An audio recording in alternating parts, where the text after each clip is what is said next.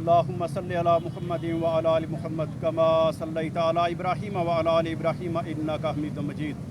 اللهم بارك على محمد وعلى آل محمد كما باركت على إبراهيم وعلى آل إبراهيم إنك حميد مجيد. اللهم اغفر لنا وللمؤمنين والمؤمنات والمسلمين والمسلمات وألف بين قلوبهم وأصلح ذات بينهم. اللهم اغفر لحينا وميتنا وشاهدنا وغائبنا وصغيرنا وكبيرنا.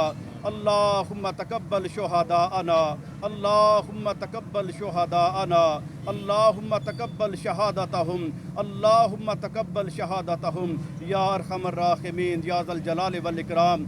یا اللہ ہمارے شہداء کی شہادتوں کو اپنی بارگاہ میں قبول فرما.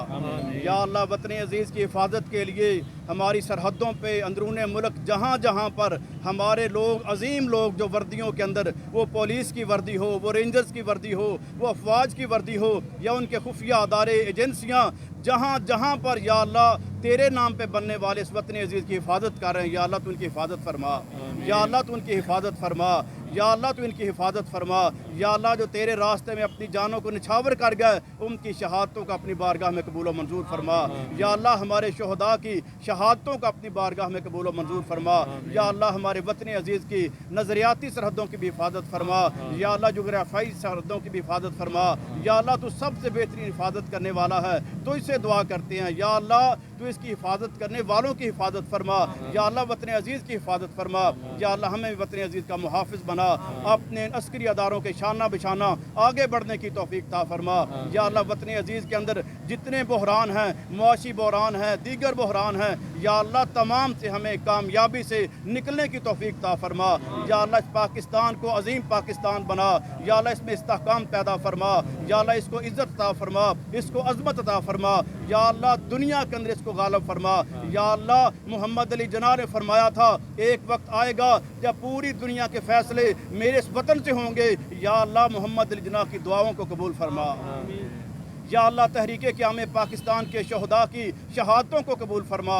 یا اللہ اس وقت سے لے کے آج تک جتنے لوگ شہادتیں دے رہے ہیں، یا اللہ تو سب کو جانتا ہے، سب کی شہادتوں کو قبول فرما.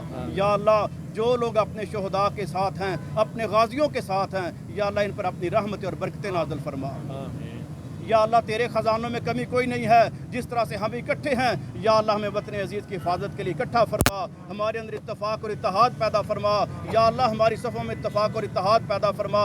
ہمارے عسکری اداروں کو اور عوام کو مل جل کے منظم انداز سے آگے بڑھنے کی توفیق عطا فرما. یا اللہ جو خامیاں کوتاہیاں ہمارے اندر ہیں، یا اللہ ہمیں اپنی اصلاح کرنے کی توفیق عطا فرما. یا اللہ جو ہمارے اداروں میں خامیاں ہیں، ان کو اپنی اصلاح کرنے کی توفیق عطا فرما.